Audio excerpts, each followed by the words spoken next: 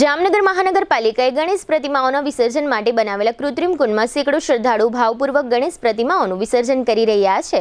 સંખ્યાબંધ ભાવિક પરિવારો દ્વારા આ વિસર્જન પ્રક્રિયામાં જોડાઈ રહ્યા છે અને વાજતે ગાજતે ગણેશજીની વિદાય યાત્રા યોજ્યા બાદ કૃત્રિમ કુંડ ખાતે ભગવાન ગણેશજીની પૂજા અર્ચના કરીને ભાવિકો દ્વારા ભાવભેર વિદાય આપવામાં આવી રહી છે અને આવતા વર્ષે પધારવા ગણપતિ બાપાને વિનવણી કરવામાં આવી રહી છે।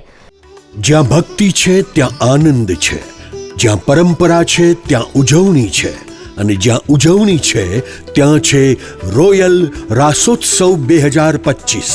જામનગર બનશે રાધે કૃષ્ણનું રાસધામ। જામનગરનું ગૌરવ રોયલ રિસોર્ટ લાવ્યું છે એક ભવ્ય અર્બન નવરાત્રિ મહોત્સવ 22 સપ્ટેમ્બરથી 1 ઓક્ટોબર સુધી, જ્યાં દરેક રાત્રિ બનશે અવિસ્મરણીય।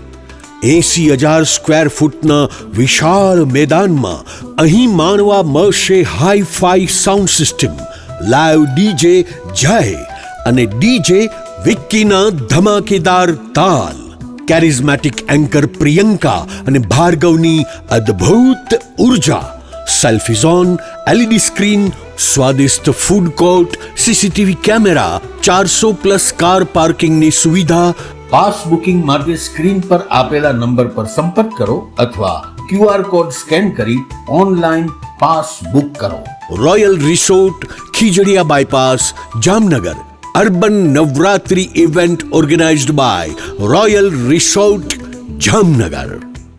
જામનગરના રણજીત સાગર રોડ પર સરદાર રિવેરા સોસાયટી નજીક વિશાળ મેદાનમાં બનાવવામાં આવેલા કૃત્રિમ કુંડ ખાતે સેંકડો ભાવિકો ગણેશ પ્રતિમા વિસર્જન માટે ઉમટી રહ્યા છે અને મહાનગરપાલિકા દ્વારા અહીં હાજર રાખવામાં આવેલા ફાયર સ્ટાફની મદદથી વિધિવત રીતે અને શાંતિપૂર્વક વાતાવરણમાં એક પછી એક ગણેશ પ્રતિમાઓનું વિસર્જન કરવામાં આવી રહ્યું છે અને ભાવિકો દ્વારા વિસર્જન પ્રોસેસમાં ભાગ લેવામાં આવી રહ્યો છે।